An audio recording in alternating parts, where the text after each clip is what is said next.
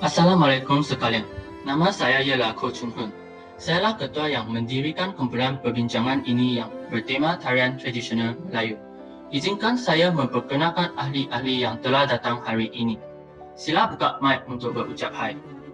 Kumpulan kami ada Kesim, Xiao Jing, Hai. Xiao Jing, Zhen Yi, Eunice, Hero, Xingyi, Yijing, Shamila dan Gebashini. Hai.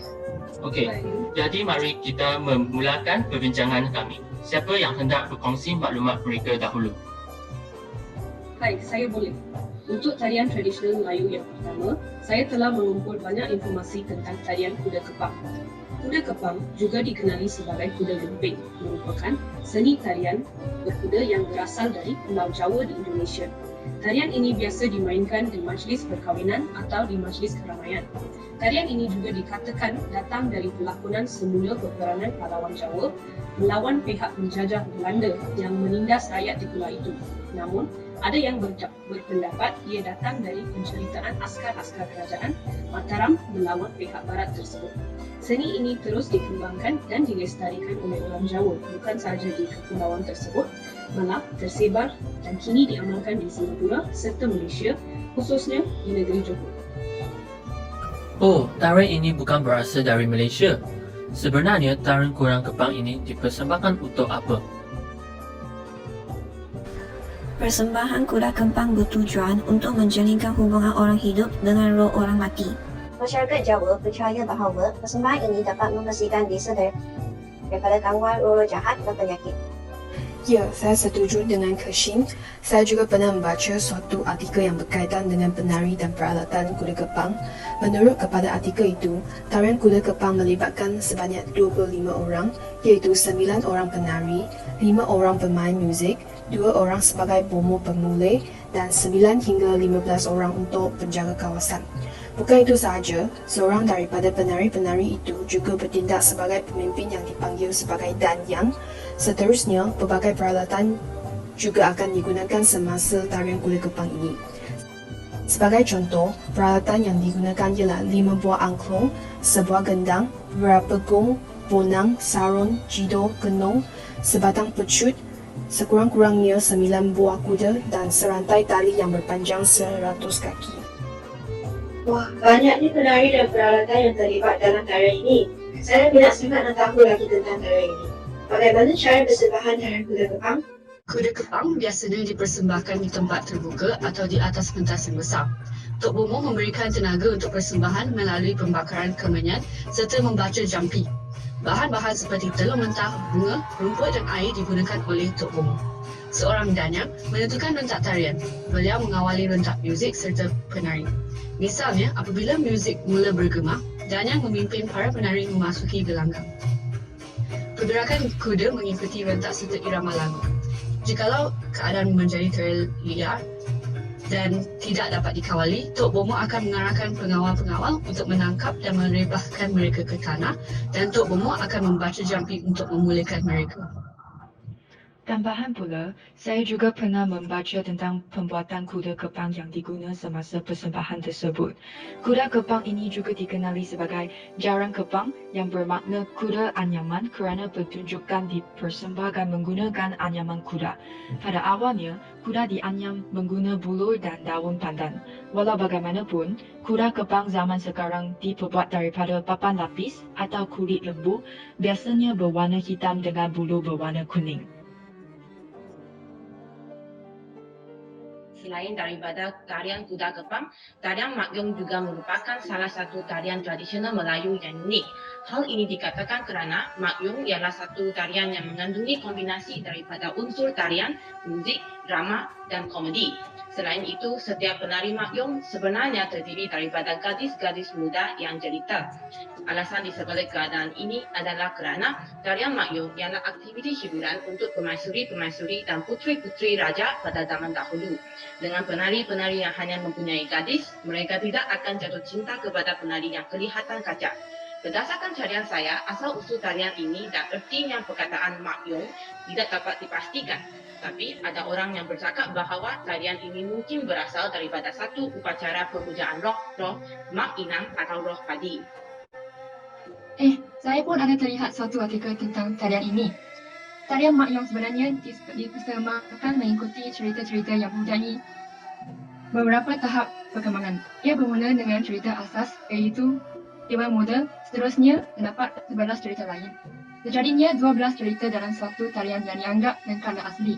Pergerakan tarian ini juga mengandungi beberapa tahap perkembangan. Jika diringkaskan, ia mempunyai kira-kira 14 pergerakan. Pada mulanya, penari akan duduk di atas tumitnya dengan tarian sembah dulu. Terusnya, kebanyakan pergerakan tangan dipersembahkan seperti tangan sisirih, tangan gajah lambung belalai, tangan bola terbang, tangan ulas sawah mengorak lingkaran, tangan sumedang menolak bayang, tangan suruh bermain angin dan tangan liuk kiri lomai ke kanan. Lepas ini, penari berdiri tapak 3 menghadap timur jaga, lalu membuat tangan sili layar. Lepas kirap penghabisan, penari melangkah naik dan turun tari kayangan. Akhirnya, penari Pak Yong berjalan. Wah, susahnya nak menari Mak Yong. Kecuali pergerakannya, pakaian dan alat-alat muzik yang terlibat juga sesuatu perkara yang rumit. Pakaian yang dipakai oleh penari mengandungi kebaya atau sarung sutera dan sanggul yang dilekat bunga melon.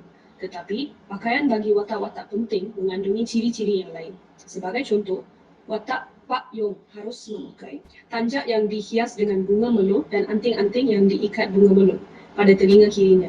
Watak Mak Yong harus memakai kebaya sutera yang berkerongsang emas dan permata. Dan kedua-duanya watak harus memakai tali tangan emas, gelang kaki emas dan cincin. Bagi alat-alat muzik, beberapa alat muzik tradisional telah digunakan seperti gong, gendang ibu dan anak, canang, kesi, serunai dan rebab. Mak Yong memang satu tarian yang terperinci dan mengagumkan. Bercakap mengenai tarian tradisional telah mengingatkan saya terhadap pelancongan ke Johor beberapa tahun lalu, di mana saya melihat tarian tradisional itu tarian zapin oleh penduduk tempatan. Merujuk kepada saudara saya, zapin ini berasal daripada Al-Zafan iaitu gerak kaki. Mengikut sejarah tarian ini pada mulanya adalah sebagai tarian hiburan di istana yang dibawa dari Hadramaut, Yaman Selatan oleh pedagang Arab yang bertujuan digunakan amalan berzikir untuk menyebarkan pengetahuan mengenai sejarah tamadun Islam. Kini tarian zapin dipersembahkan dalam majlis formal dan tidak formal. Sebagai contoh, majlis perkahwinan, majlis perasmian dan sebagainya. Ya, saya pun ingat saya pernah menonton tarian ini dalam majlis perkahwinan. Penari-penari berpakaian mengikut budaya Melayu selengkapnya iaitu bagi penari lelaki akan berkain samping, memakai baju telur belanga, memakai kain sarung tenunan siap dan bersongkok. Penari wanita pula memakai baju pulung, kain sarung, kebaya panjang, hiasan kembang, goyang untuk sanggul, gerang dan pukul. Apakah perbezaan dengan tarian tradisional Melayu yang lain? Alat muzik yang utama ada gambus, gendang, maras, beduk dan rebab. Petikan gambus untuk membawakan lagu, sementara rentak gendang atau rebana menentukan rentak dan pecahan tari. Tapi menentukan pada langkahan kaki dengan posisi kaki selalu tertutup dan tidak merendah. Kebanyakan posisi badan selalu bergerak seperti ombak mengandung. Posisi tangan tidak diperlihatkan secara jelas, misalnya motif bunga. Tangan kanan maupun kiri berada di bawah bahu. Kebiasanya, seni kata yang dinyanyikan dalam lagu untuk tarian ini diselipkan dengan kalimat berunsur keagamaan seperti salam dan assalamualaikum.